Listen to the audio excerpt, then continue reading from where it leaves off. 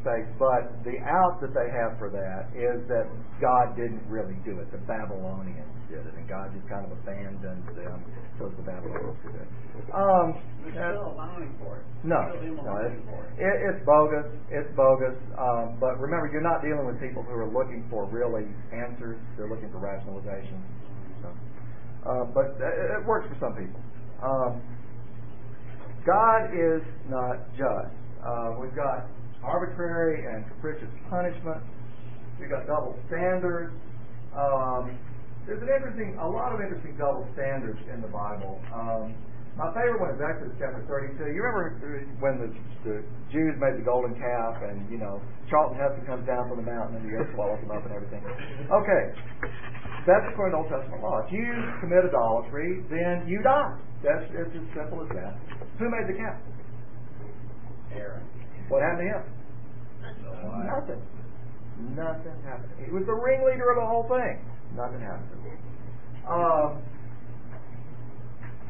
There's some interesting verses in here about the joy of violence that I'll just let you read over. There's a lot of places in the Bible where children are punished for the parents' sins, which is not only really barbaric and cruel, but it's against the Bible. The Deuteronomy forbids that, but there's plenty of places in the Bible where he does do that. My favorite thing to point out is that God punishes people for someone else's sin. In the census thing that I talked about, God didn't punish David. With Pharaoh, God didn't punish Pharaoh. Abraham lied to Pharaoh, not the same Pharaoh, obviously, an earlier Pharaoh. So God sent great plagues on Egypt, but Abraham actually made money off of this deal. You lie for God and you make money. Where have I heard that before? Abraham lied again to Abimelech. It worked for Pharaoh. So God made Abimelech's wives infertile. And again, God punished the wrong people. God actually killed a child before because in him there is found some good. So don't read this one as a bedtime story to your kids, because this was the only good kid that God could find, and he killed him. It's sort of like the old. If you ever went to Boy Scout camp, I was a Boy Scout, there's a story about a priest and a nun, and they're playing golf, and the priest hits the ball, and the ball slices off to the right, and the priest says, "Oh, damn it!" And the nun says, "God's going to get you good." And they walk to the next hole, and they hit it again, and it slices off to the left, and the priest says, "Damn it!" And then says, "God's going to get you good." And finally, they go to the green, and he hits the ball, and he misses the putt, and he says, "Damn it!" And you hear this thunder and lightning, and a lightning bolt comes down right out of the middle of nowhere and strikes the nun dead. And a voice comes out of the sky and says, "Damn it, missed."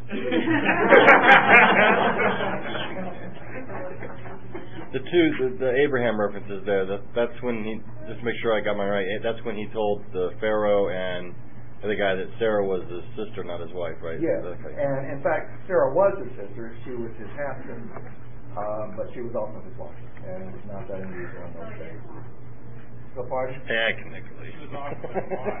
Yeah, so and the sin was not the sin was that Sarah was taken into the harem. Now Sarah was between 65 and 75 years old while this was going on, so you have to kind of wonder, But maybe she was kind of feisty and everything. So, but yeah, the sin was actually one of violating a man's property rights to his wife, not actually committing adultery. The last one that I'm going to point out is, and I'm sure everybody's had it well enough about this because I've been going on for about an hour. God is all-wise. God is omniscient. God doesn't know his geometry very well.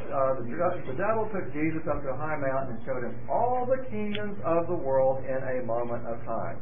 Now let's assume that we have an extremely high mountain that has not been discovered yet. Maybe it's on the moon, they're wearing spacesuits or something.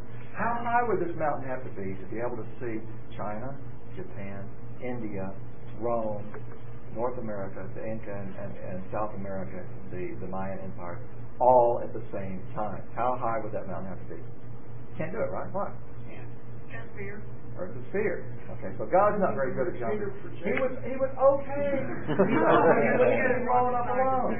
Now, if he says the devil took him down into his basement, logged him onto the internet, pulled them all up, at different screens, he didn't do that either. Jehovah sometimes has memory problems. He doesn't remember things.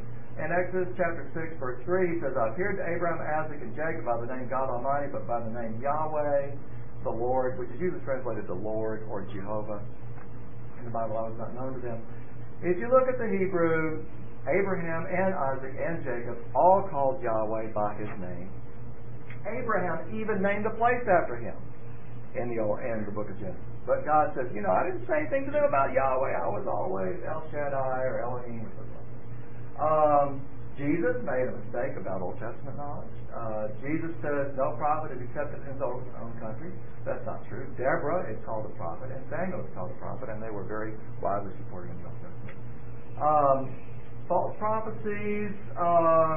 Jesus prophesied that no sign will be given to this generation except the sign of the prophet Jonas, which was the resurrection. The Greek word translated sign in here is semeion, and other verses in the Bible say that Jesus did semeion time and time and time again. So Jesus prophesied falsely about his own ministry. He falsely prophesied about the judgment day. He said that you shall sit on 12 thrones, judging the tribes of Israel. Judas Iscariot was there, and of course Judas Iscariot didn't quite make the cut. And so Judas would not be on the 12 thrones. And then even when he was on the cross, Jesus couldn't get it right. Jesus said to one of the thieves, verily I say to thee, today thou shalt be with me in paradise. So the thief might possibly have gone to heaven if there was a heaven and all that. But Jesus clearly did not go to heaven until 2 days later. First of all, Jesus prophesied up here that, I didn't record this one, but it says the Son of Man will be 3 days and 3 nights in the heart of the earth. Jesus didn't go to heaven. He stayed in the heart of the earth. It's part of the Apostles' Creed that Jesus descended into hell. That's not necessarily in the Bible. But there's plenty of biblical evidence that Jesus did not go to heaven after the crucifixion. He stayed on earth for actually about 36 hours, but and then sometime later he went back up to heaven. So Jesus was not in heaven with the thief on the cross. I have a great I'm sorry? Christian one.